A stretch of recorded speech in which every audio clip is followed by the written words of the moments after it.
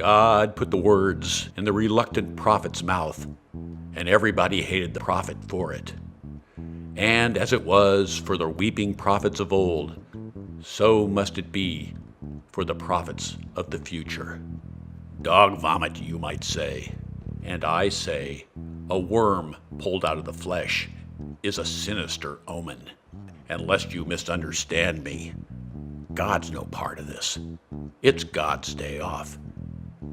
Things are more simple than they seem, and more sinister. The more you itch, the more you scratch. And the more you scratch, the more anti-itch Manga Corp can sell you. Moderate to severe plaque psoriasis is a gold mine. Marlowe works up to a theme. Things are ripping at the seams. Who isn't alienated? But smug detachment will no longer do. We must jump into metamodernism. Interconnection, continuous revision, and pragmatic idealism. Embrace the naturally existing chaos and disorder of the universe. Let us replace relativism, irony, and pastiche with engagement, affect, and storytelling. Step up, prophet. Step up, poet. It's a new time. Dread is tangible. The planet is hot. The market is high. But news is bad, and the mood queasy. Artist, we must respond to the unforeseeable. In this age of authority, we must step out of our comfort zone. You don't need to be a hero. Some are made for the barricades, some for the soapbox, some for clerical work. Each must do what is best suited. It all matters. Brothers, sisters, hear the weeping prophet, lips touched to tell the truth. Consensus world, water wet, rock hard, pay bills die.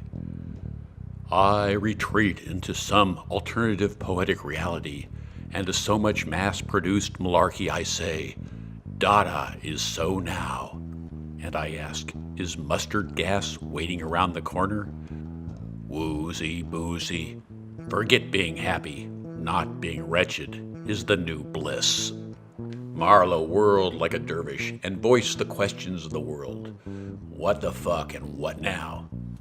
And in a ridiculous world, who is better suited to confront ridiculousness without flinching, without averting his gaze, without embarrassment, without further erosion of dignity than our Marlowe, a master of the preposterous, a man of the code.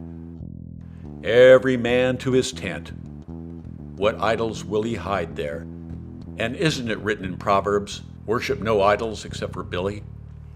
In the beginning was the Word, and the Word was Ooga Booga. What does it mean? Well, as Sinatra might say, who wants to know?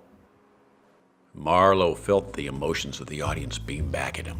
Sadness, laughter, introspection, a smattering of applause as he built to a theme, slowly, ahead of them, but not too far ahead.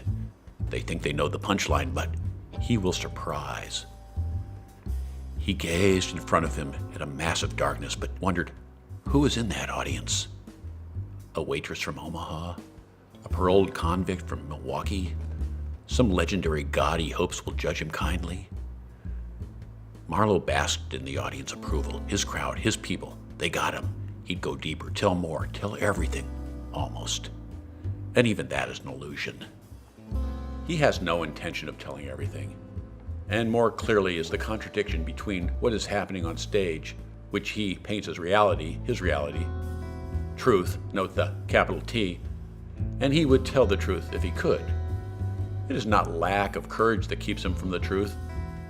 It is the protective layer of the brain that shields one from the god-awfulness of the outer world and the depravity within. We never close at the blind spot. Happy hour 5 to 6:30. Order the usual, never see the obvious. Parking in rear. Maybe a weekday, maybe the weekend, maybe 11 o'clock. Could be AM or PM. Such is life with the blinds down. Then the unthinkable happens. The blinds come up. The window washer. The sun blazes in, and all are blinded, and nothing looks as it did before. And we know not where we are.